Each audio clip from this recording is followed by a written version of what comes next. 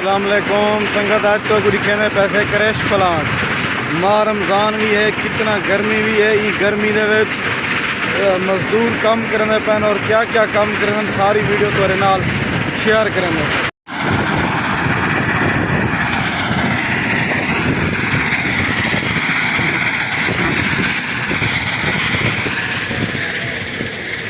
हाँ उस्ताद क्यों लुकदा पई मामा कुप्पे दे विच पैसे कड्डी पई कितों कटदा पई क्या खराब की थी भी मामा मशीन ने मजदूरी कर कर थक पाया देखते हाँ इन्हें वेच पेठा पई ये दोस्तों केजरी गर्मी है, केजरी में गोर है वेच होश से काम करना चंगी भला इतना मामा मेरा दिखाओ। हाँ मोट थी ना पाए क्या पट्टी पिया में इंदा ये रात ही खराब की थी पावे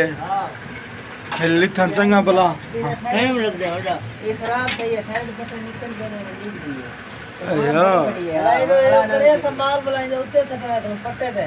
ये यो माल जरा तलो की रिया पाए हां हां ना बारो के नहीं इडा तगारियां बार बार इथन मामा हाँ मोठे चावे ने मेरे साधन उस्ताद भी है काटा किवें कटदी मामा पत्तल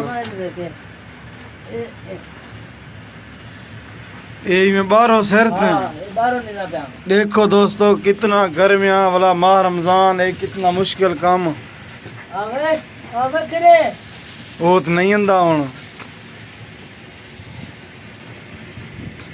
देखो दोस्तों इतना जरी धूड़ होंदी है ना मेरी तो पता नहीं मैं किवें बैठा जा इतना सब काम करने ज्यादा धूड़ मरेंदी है इवें ना मामा। हां मामा काम करने ज्यादा इतना थोड़ा थोड़ा इतना आप करने ज्यादा है सब हां मोट थे गन सारे अंदरो ही मामा हाँ मोटती में ना संगरात करे सकु देवेन पैसे मजदूरी नहीं करे कौन पैसे देवेन मामा मजदूरी तो करनी है पैसे कौन देने मामा भरेगा पैसे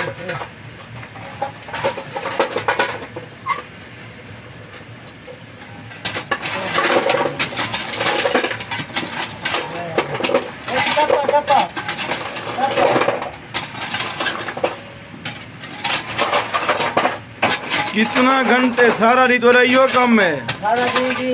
24 घंटे यो काम है रात दी नींद ड्यूटियां मंडिया पर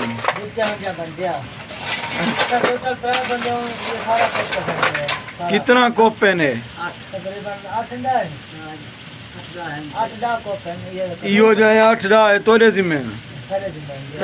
जिम्मे गाड़ियां ही तोरी कुत्ती मामा धूड़े वधी है इवें ना मामा मजदूरें दी इमदाद हुण करन जरी छे करन लगन तू मजदूरी कर फिलहाल